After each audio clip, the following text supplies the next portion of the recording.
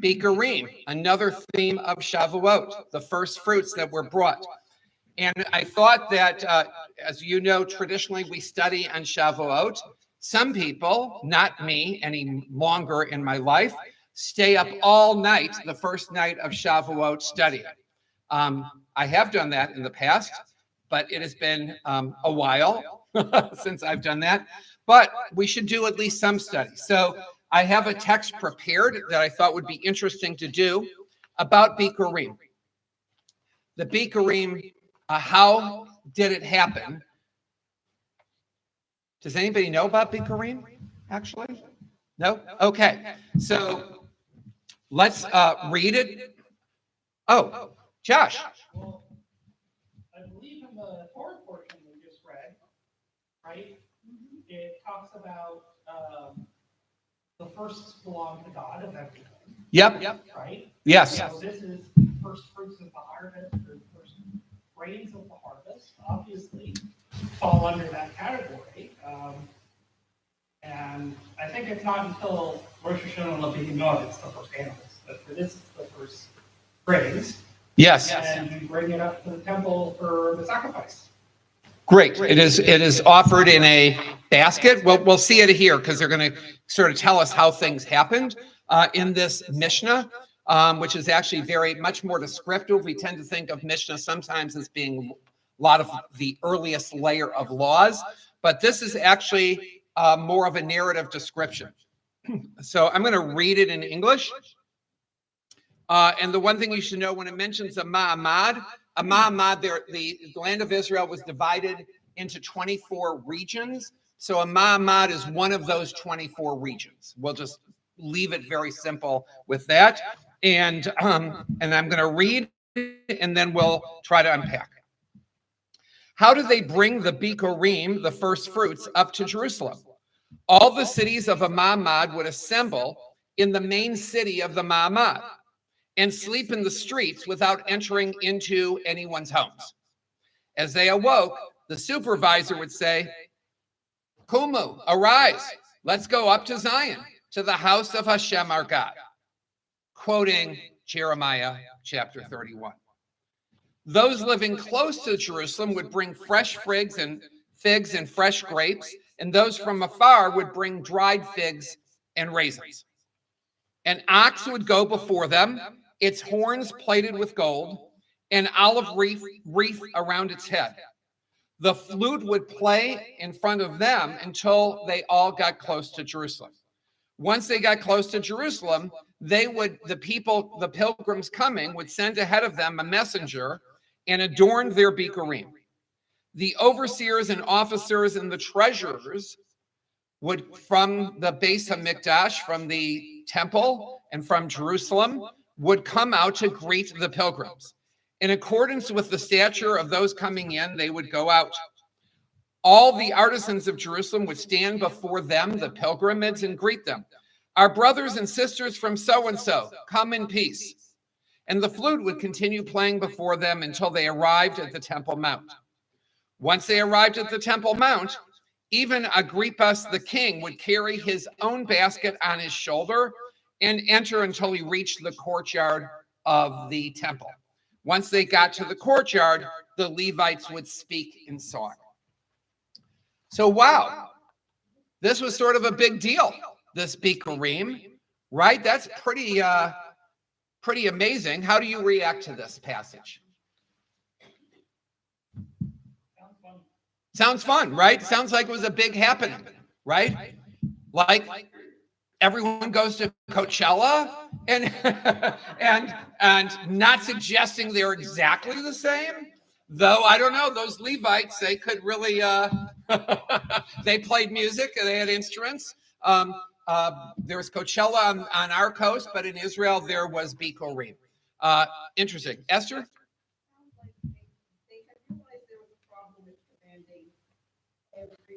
Every household to go to Jerusalem. That was slightly too many people, so they organized delegations that would each go in turn.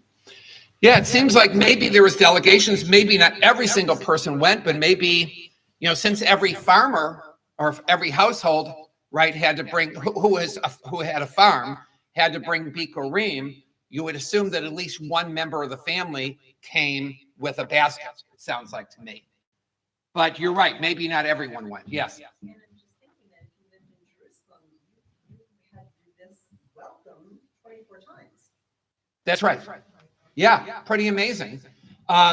Which speaks to the mitzvah of Haknasat Orchim, right? Like how important is it to greet and welcome people for anything? And you would think that, let the mayor do it. Let the city hall do it. They get paid for it. Let them do it. I don't have time for that. But yet these are our brothers and sisters, and we're all trying to celebrate this, in some ways joyfully reenact Mount Sinai. I see a hand. Yes. Does the rule for, why did they sleep in the city streets and not enter the houses? Does it apply to Jerusalem too? Yes. That's very handy, because then if you live there, you're not bothered anymore. Right. So Family.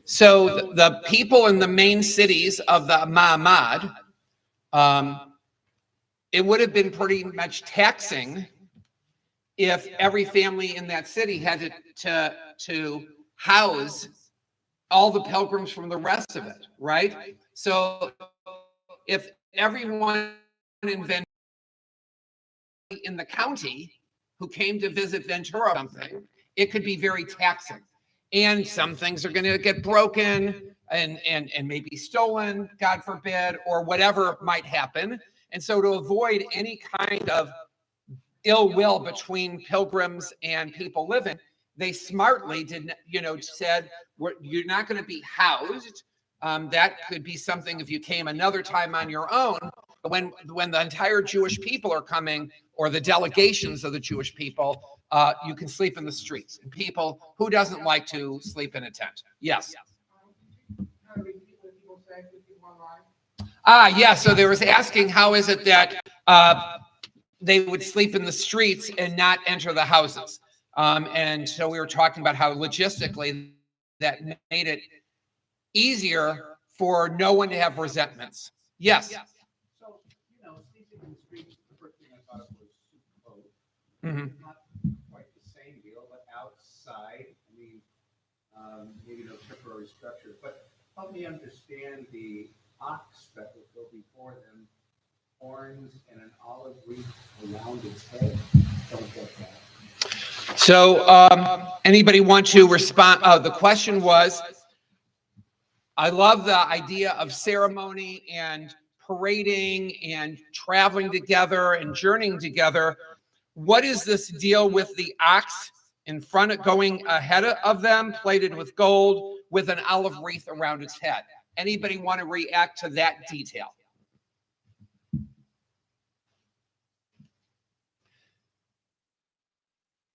Any thoughts? Yes, Josh? Was an ox one of the sacrifices? Could be, but there were probably many, and it wasn't the only animal that would have been offered. So, but yes. Beast of burden would, be carrying people, fruit, produce. Well, I would think, right, I would think that part of it is that this symbolized all the work that they did in the fields with their oxen, right? They did all the work in the fields with their oxen. So this is one way to symbolize the joy of completing their work and their harvest, and now being able to bring the first fruits of that harvest there. Remember, Shavuot is a delayed 7 weeks. It originally was the sort of the closing of Pesach, but they delayed it. So because Pesach, the beginning of Pesach is for the barley harvest.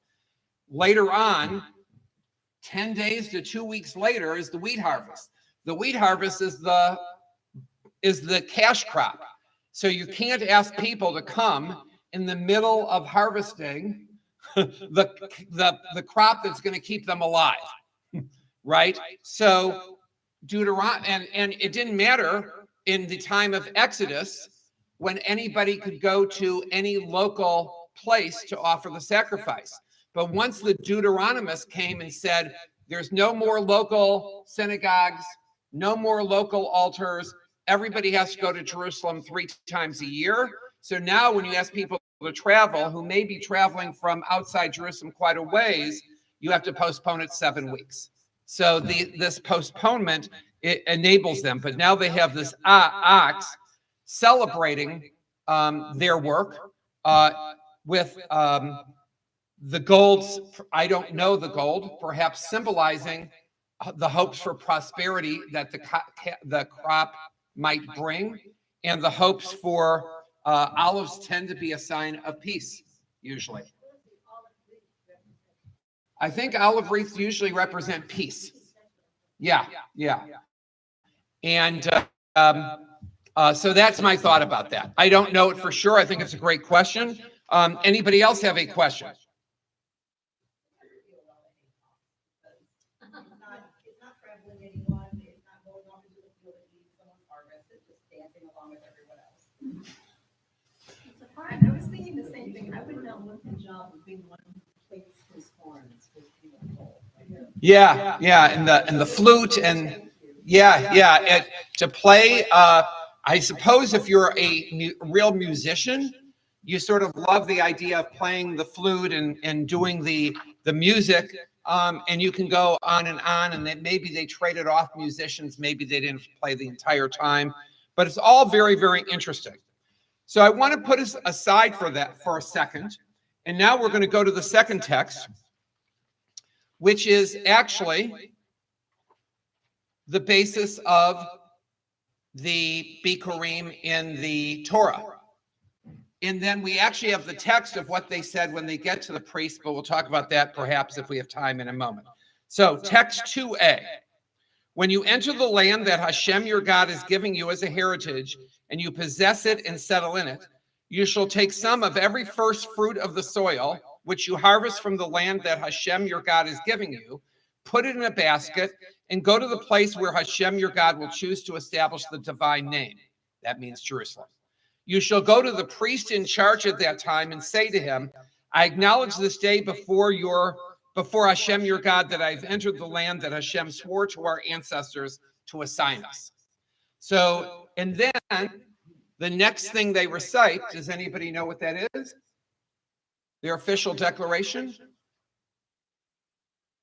Arami Oved Avi, right? It is and so they say my ancestor was a wandering Aramaean, and then it gives a very succinct, and he and his family went down to Egypt and they sojourned there, etc. So they're connecting in a very short couple of sentences. They're bringing a first fruits to their ancestors coming into the land, establishing it, inhabiting it, working it, and now they are in the same tradition of working it, but now they're actually showing the gratitude in ways that Abraham and Sarah didn't, because there wasn't a temple for them to go to with their first fruits, but this generation is. There's something very nice about that. In Bikurim, you might think, why do I need to do Bikurim? I can say thanks to God at home. What might be the import of having everybody do it together at the same time? What? Taxes, maybe. And maybe support of the Leviim and the Kohanim, the priests and their helpers inside the temple precincts, who were landless and could not grow anything. So they didn't necessarily have the kind of access to food that most homeowners would have had. But it's interesting, on the words V'amarta love that you should say to the priests, Rashi says something interesting. When it says you should say to the priest, it says you should say to the priest that you are not ungrateful. Isn't that interesting? That you came to Jerusalem not as an obligation. And of course, nothing in here sounded like it was a law. It sounded like this is just what they did to celebrate the end of the harvest. And yet, you need to make sure that we're grateful for the harvest that we completed, to be part of a people, to be part of a covenant with God, in that we need to enter Jerusalem and the temple precincts with that mindset. How wonderful life is that we even have a basket of first fruits that we could bring this year and offer. So I want us to think outside the box of first fruits. And I want to ask you, what are your first fruits? What are our first fruits? What are the first fruits of our 13 years together of prayer, celebration, study? Anybody have a thought about either your personal first fruits or our collective Am Hayam first fruits or our Ventura area Jewish community first fruits?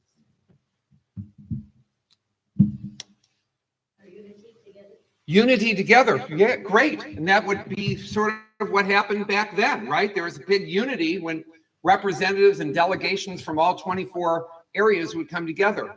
And we have done that many times, particularly when Rabbi Lisa, and so grateful that you're here today, who's been such a blessing to me personally and professionally, a tremendous colleague.